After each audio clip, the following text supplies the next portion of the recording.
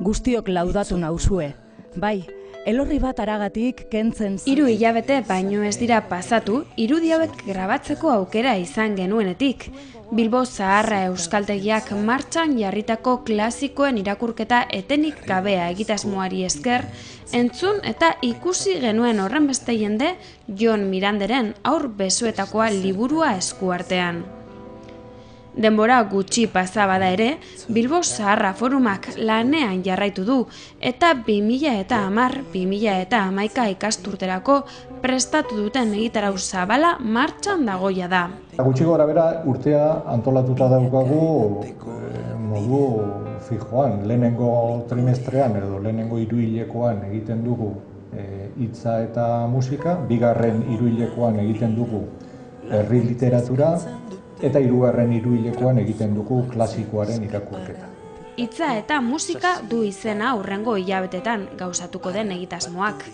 Bertan, era askotako artistak agertuko dira oholtza gainean, bai komunikatzaile trebeak, zein idazleak, musikariak eta kantautoreak. Guztiak ere hitzak musikarekin dantzan jartzeko asmoz. Javiarrak ere kantak ezineko ditu eta nire aldetik hitzak jarriko. Eta jolas bat edo dialogo bat bezala kantatuko dugu. Hitza eta gero kantak eta gero kanteko gai edo hitza edo tema horri buruz hortik ateratzen den zerbait. Eta zerbait hori zer da, parabola batzuk, historia txiki batzuk ateratzen direnak hortik. Nik izan dut musika eta hitzak, hasieran pensatu nuen hitzak eta hitzabak. Eta hitzabak horiek dira pixka bat parabola batzuk. Iñakik esan bezala, izan da pixkat kantu konkretu batzuetatik abiatuta izan da prestaketa. Orduan kantu horiek, batetik gure repertorioan zeuden, eta gero pentsatu nuen, ze kantu izan zitezken egokienak edo olako ekitaldi baterako. Jakina jarrera irekia zen, ni planteatu egin nion Iñakiri eta Iñakik hortikan abiatuta idatzi du testua. Zaldi karrerak lurpean, brown baby, xuxurlatzen ari zait.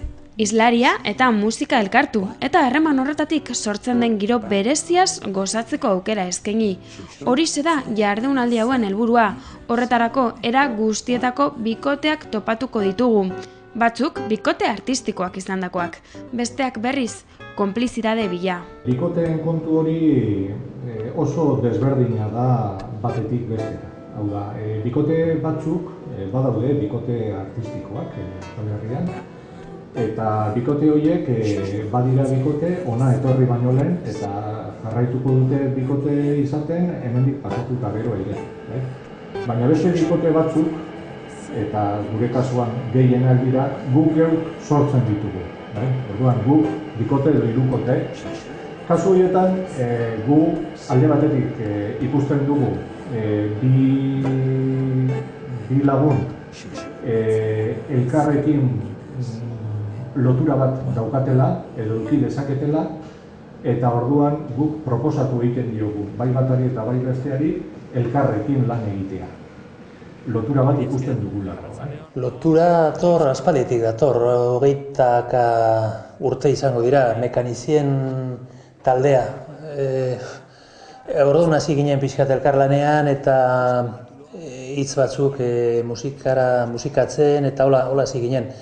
Eta geroztik beti ere mantendu dugu harreman hori pertsonala eta gero lanaren bitartez elkartu eta ikusi, ze testu ikusten dituen, egoki edo ez, edo... Baina, gaurkoa berezia da, ze beste modu batez planteatzen da, elkarlan hori, ezta? Gaurkoa da, biok egotea hor batera, egitura hori, Iñakik aipatu duen egitura hori jarraituz, testutxoak, gero kanta batzuk, eta beste modu batez, eta niri ilusio berezia egiten dit horrek, ez? Bilbo Zaharra Euskaltegiak, kultur jarduera hauek prestatzen daraman urteetan lagunak egiteko aukera izan du, eta horregaitik asko dira errepikatu egiten dutenak. Publikoa ere lagun izaten dute artistek.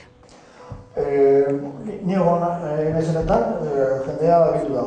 Eta, bueno, jendeak biltzen denean beti daukazu berotasun bat eta energia bat.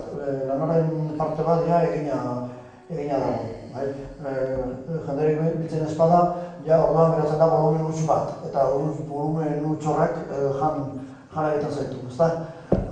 Hori da, pasillo handia bada eta luzea eta zapaiak gora, jendez beteta eta kanapez beteta duenean, oso ondo. Baina gutxi dagoenean eta itzalak, orduan, orain arte ondo egitea da, eta espero du, gaur ere divertitzea eta ondo pasatzea. Nire harridurarako Bilbora iritsi, kotxea aparkatu, parkinean, eta lehenengo sorpresa izan da Kataluniatik etorritako batzuk topatzea, propio emanaldi hau ikustera etorri dira. Orduan, segurazki Iñaki aurrez aurre izatea, Iñaki ezagutzen dute eta Iñakiren obra gure kantutegiaren bitartez. Baina, halako batean ikustea webunean ikusiko zuten edo eta ikustea Iñakiraz hor egongo dela eta zuzenean eta ezagutzea, ze karo, Iñakik badu bere izena, baina ezaguna da gehien bat nik uste gure obraren bitartez momentuz. Eta orduan, hor egotea zerbait berezia da eta segurazki horrek erakarriko du publiko bat, nik uste. Bakizu herri honetan oso zaletua garela beti, zerbait gauza historikoa gertatzen dira, hau ere gertaera historiko izango da. Guk, Iñakik eta Javierrek eta Iñakik osatzen duten bikote bereziarekin egoteko aukera izan genuen, baina Euskaltzaindiaren egoitza beste bikote artistiko askok bizitatuko dute egunotan. Datorren astean, antzera, Jean-Michel Bedasagar eta Angel Valdesekin. Angel Valdez da Elkarreko musika arduraduna, badauka Bedasagarrekin horrelako lotura afektibo handi bat, eta orduan guk pentsatu dugu Angel Valdezek oso ondo azalduko duela hitzez pixkat Bedasagarrek kanten bitartez adierazten duena. Jarraian, gaur 15, Felipe Joristi eta Amaia Zubiria. Horiekin ere, antzera, alde batetik egon ginen Feliperekin, beste alde batetik Amaiarekin, proposatu genien elkarrekin egitea, onartu zuten, eta hori da pixkat xarma bat ematen diona Bilbosarra formulari. Ekitaldiak doakoak dira, horrek batzuetan sortzen digu arazo bat zerakin, zer jentia kanpoan gelditu behar izaten du, 100 eserleku daude. Seinale ona. Bai, seinale ona da, noski. Eta beti izaten dira ostegunetan, arratsaldeko 7:00.